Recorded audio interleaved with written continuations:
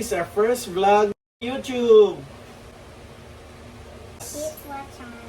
And we're going to cook beef pares with the help of Amara Zuri. Please add a click In the meat. in the mix. Keep watching! Para sa beef pares, ang kailangan lang natin ay baka, bawang sibuyas luya, green onions, beef cube, star anise, cornstarch. Dito lalagyan po namin ng mantika at kawali. Dito, igisa naman natin ang bawang. Ang sarap ng amoy ng bawang pag ginigisa. Sabay igisa yung luya. Ang nakapabango ng luto. Siyempre, hindi mawawala ang sibuyas. Dahil dito, lalong sasarap ang baka. Siyempre, kailangan mo ring ilagay ang baka. Iprito ito hanggang sa magkulay brown na ito. Takot ako. Go, mix it. Just the back. Mix it. So na, natakot ako eh. Baka matalsikan ka sa ako eh. Hindi yan tatay. Bakit? Sabi mo natatalsik yan. Pag mix hindi na yan natatalsik.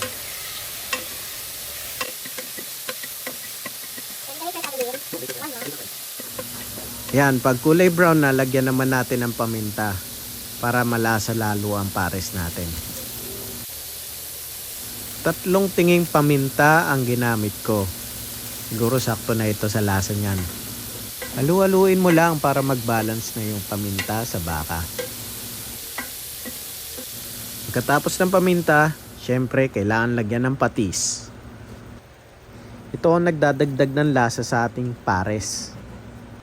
Para maglasa lalo ang baka, syempre kailangan natin ng beef cubes. Baka naman. Yan, halu-haluin mo lang hanggang sa kumapit na yung lasa ng beef cubes.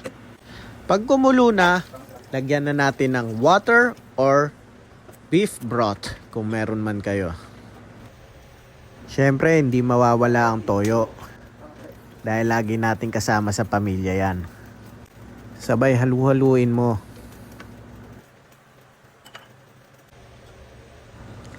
Pwede mo na rin pala ilagay ang star anise.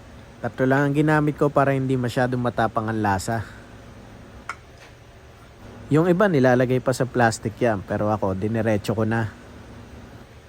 Dahil gagamit ako ng pressure cooker, ilagay na rin natin ang green onions. Huwag mong ubusin dahil pwede mo pang gamitin yan mamaya pang design. Hindi mawawala sa panlasa ng Pinoy ang asukal. Kaya lalagyan natin ng beef pares kasi gusto natin na matamis-tamis ang lasa nito. 3 kutsara ang ginilagay ko dyan. Haluin lang natin bago natin takpan ng pressure cooker. Ayan na, pinapakulo ko na ang beef pares gamit ang pressure cooker. Para medyo mabilis lang kasi medyo gutom na rin kami at late na kami nakapag-prepare. So ayun guys, kinukok na namin yung pares, hinihintay na lang namin kumulo. Kaya si Amara nag-watch muna. Bali dito guys, susubukan natin gumawa ng garlic rice para sa pares. So dito guys, inuuna ko ng i-golden brown yung bawang. Kasi nga garlic rice siya, di ba? Pagka golden brown niya, nilipat ko muna sa plato tapos ilalagay ko na yung kanin. Isasangag na natin yung kanin dyan. Sabay lagay ng golden brown na garlic.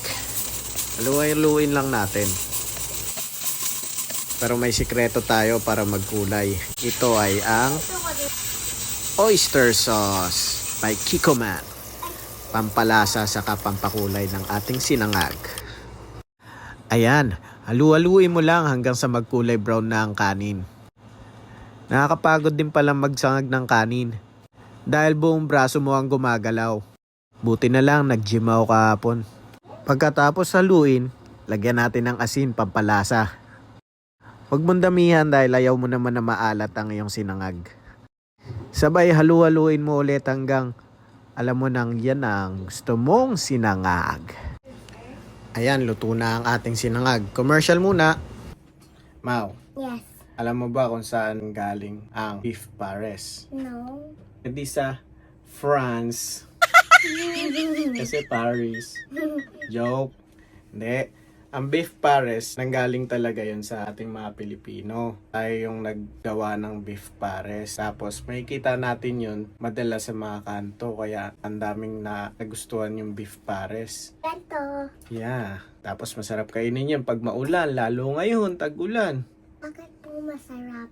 Kasi may sabaw siya. Tapos beef, malasa. Mamaya matitikman mo yun. Okay? Okay. At ayun na nga, luto na ang ating beef pares. Napakasarap, pinipilahan, binabalikan, swak sa tag-ulan. Beef pares. Pares. Ayan na, ready na.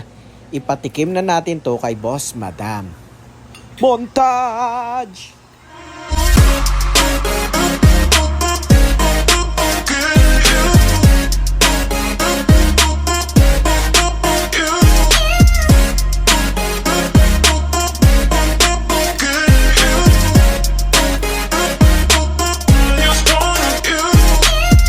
Thank you guys. Like, follow, and share.